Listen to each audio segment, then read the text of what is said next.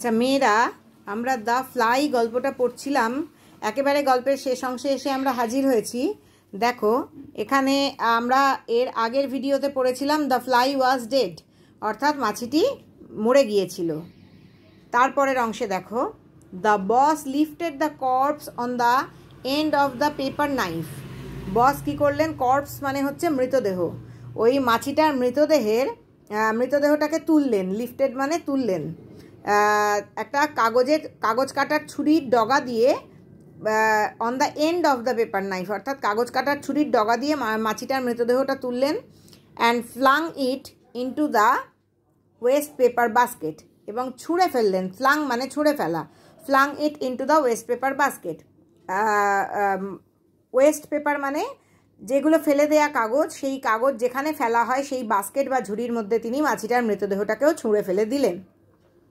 But such a grinding feeling of wretchedness, কিন্তু এই রকম একটা গ্রাইন্ডিং, কথার মানে হচ্ছে পিষ্ট করা। দেখবে মশলা পেশাই করা হয়, সেই ক্ষেত্রেও গ্রাইন্ডিং ব্যবহার করা হয়। গ্রাইন্ডিং ফিলিং, একটা পেশাই করা বা পিষ্ট করা মনোভাব তার মধ্যে তৈরি হয়। রেচেডনেস মানে দুর্দশা তাকে যেন একেবারে পেশাই করে ফেলেছে, এইরকম একটা মনোভাব তার মধ্যে তৈরি হয়। সিজড হিম, তাকে অধিকার করে ফেলে। দেখো এখানে তলায় দেয়া আছে সিজড। রেচেডনেস অর্থাৎ দুর্দশা, means a feeling of deep anguish, একটা প্রচণ্ড গভীর যন্ত্রণা বা কষ্ট, ডিস্ট্রেস, কষ্টের অনুভূতি তাকে একেবারে দখল করে নেয় বা অধিকার করে নেয়। সিজড হিম, অধিকার করে নেয় বা দখল করে নেয়। ওই প্রচণ্ড পেশাই করা একটা দুর্দশার মনোভাব। That he felt positively frightened, তিনি একেবারে ভয় পেয়ে যান। ফ্রাইটেন্ড কথার অর্থ হলে ভয় পাওয়া। He started forward and pressed the bell, তিনি এগিয়ে যেতে থাকেন এবং এগিয়ে গিয়ে বেলটা প্রেস করেন বা বেলটা বাজান। ফর মেসিকে ডাকার জন্য। Bring me some fresh bloating paper, আমাকে কিছু পরিষ্কার ব্লটিং পেপার এনে দাও। ওই কালি শুষে নেওয়ার যে কাগজের কথা এখানে বলা হচ্ছে। হি সেড স্টার্নলি, তিনি অত্যন্ত কঠোরভাবে বা কড়াভাবে কথাটা বলেন মেসিকে। And look sharp about it, এবং খুব তাড়াতাড়ি নিয়ে এসো এই ব্লটিং পেপারটা। And while the old dog বলতে এখানে মেসিকে বোঝানো হয়েছে অত্যন্ত প্রভুভক্ত। কুকুররা যেরকম প্রভুভক্ত হয়, সেই রকম প্রভুভক্তি বোঝাতে এখানে মেসিকে ওল্ড ডগ বলে সিম্বলাইজ করা হয়েছে বা রূপকার্থে বোঝানো হয়েছে। প্যাডেড অ্যাওয়ে মানে পায়ের তলায় যেন প্যাড দেয়া রয়েছে, সেই রকম নিঃশব্দে চলে গেল Messi. He fail to wandering, তিনি অবাক হয়ে ভাবতে লাগলেন। ওয়ান্ডারিং অর্থাৎ তিনি অত্যন্ত অবাক হয়ে ভাবতে লাগলেন। What it was he had been thinking about before, যে তিনি এই পরিস্থিতির ঠিক আগে কি নিয়ে ভাবছিলেন। অর্থাৎ এখন তিনি এই যে কাগজ আনতে বললেন, তার আগে ঠিক কী নিয়ে তিনি ভাবনা চিন্তা করছিলেন সেটা তিনি অবাক হয়ে ভাবতে লাগলেন। হোয়াট ওয়াজ ইট, কী নিয়ে ভাবছিলেন?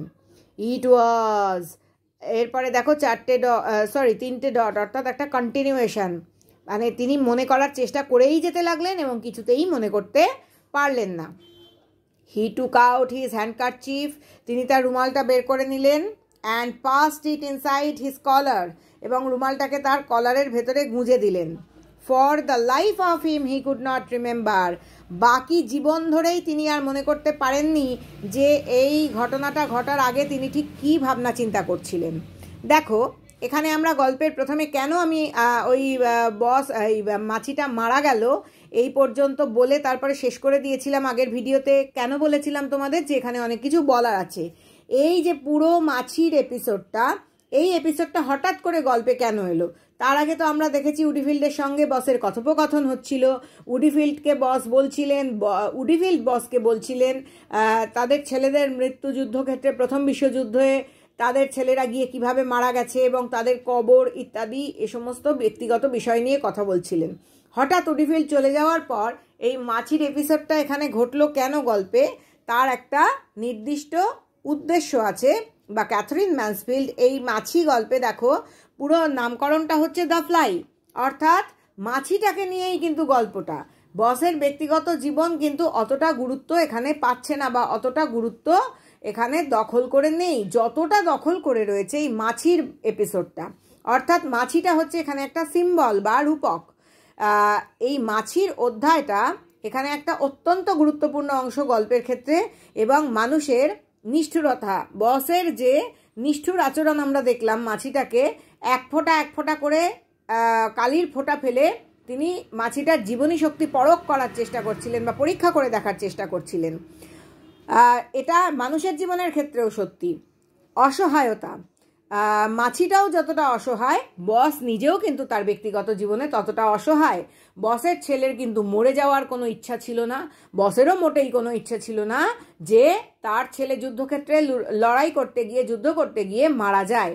কিন্তু এই মাছিটার ক্ষেত্রে বস যেরকম নিয়ন্ত্রক বা ভাগ্য নিয়ন্ত্রণের চেষ্টা করলেন, নিয়ন্ত্রক হয়ে উঠলেন, এই বসের ক্ষেত্রেও তার ভাগ্য তার সঙ্গে ঠিক সেই একই খেলা খেলেছিল। তার ছেলে যখন অফিস নিয়ন্ত্রণ করার জন্য, ব্যবসা সামলানোর জন্য একেবারে তৈরি, তখন সেই ছেলেকে বাধ্য হতে হয় যুদ্ধক্ষেত্রে যেতে এবং লড়াই করতে। আর নিয়ন্ত্রণের যে চেষ্টা, সেটা কিন্তু আসলে অসার। মানুষ কখনোই কোনো পরিস্থিতি নিয়ন্ত্রণ করতে পারে না। এখানে একটা কি বলবো, দেখতে পাওয়া যায় না এই রকম একজন নিয়ন্ত্রকের উপস্থিতি আমরা টের পাচ্ছি। তাকে তোমরা ভাগ্য বলো, ঈশ্বর বলো, বা আমাদের জীবনের চান্স অ্যান্ড কোইন্সিডেন্স বলো, যাই বলো না কেন। বসের মধ্যে মানসিক অস্থিরতা দেখতে পাই এই ফ্লাই এপিসোডের মধ্যে দিয়ে। জীবন, মৃত্যু এবং তার কাছে মানুষের অসহায়তা, এগুলোও বোঝা যায়।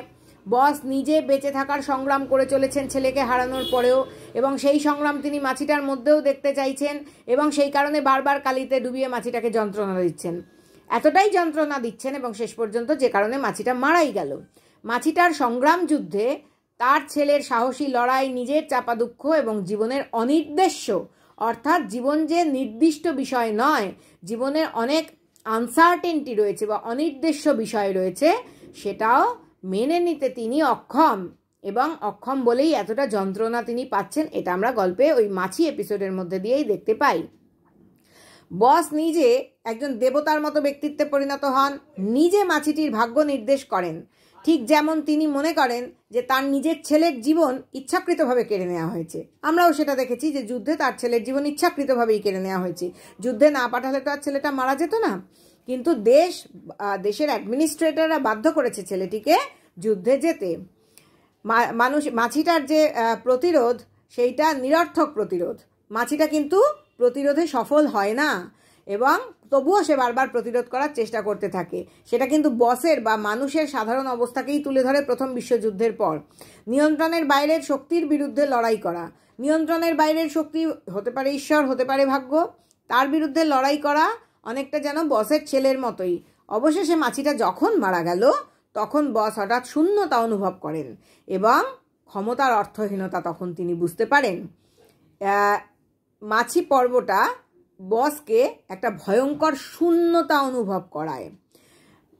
মাছিটির মৃত্যু বসের মানসিক অসারতার প্রতীক, এবং কারণ মুহূর্তের জন্য বস কিন্তু ওই মাছি এপিসোডটার সময় নিজের দুঃখ ভুলে যান, এবং শেষ পর্যন্ত কেবল আনডিসাইডেড একটা সরো, অমীমাংসিত একটা দুঃখ তার মধ্যে রয়ে যায়। কিন্তু এই ভাগ্যের যে নিয়ন্ত্রণ করার ক্ষমতা, তিনি নিজে ভাগ্য হয়ে উঠে সব কিছু নিয়ন্ত্রণ করার ক্ষমতা এবং সেটা করতে না পারা, এই দুটো কন্ট্রাস্ট এখানে দেখতে পাওয়া যায়। বোঝাতে পারলাম নিশ্চয়ই যে অনির্দেশ্য ক্ষমতা আমাদের জীবনকে নিয়ন্ত্রণ করে, আমরা সব কিছু নিয়ন্ত্রণ করতে পারি না। একটা আনসার্টেনটি আমাদের জীবনে সবসময় রয়ে যাচ্ছে, যে কারণে বস নিয়ন্ত্রণ করতে পারেন না যে তার ছেলে যুদ্ধে যাবে কি যাবে না। তার ছেলে যুদ্ধে যেতে বাধ্য হয় এবং মারা যেতেও বাধ্য হয়।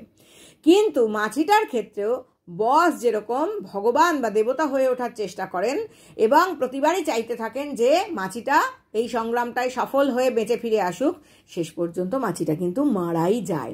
তখন তিনি বুঝতে পারেন যে তারও নিয়ন্ত্রকের ক্ষমতাটা আসলে কতটা অসার। এই হচ্ছে দ্য ফ্লাই এপিসোডের সিম্বলিক অর্থ। আশা করি বুঝেছো।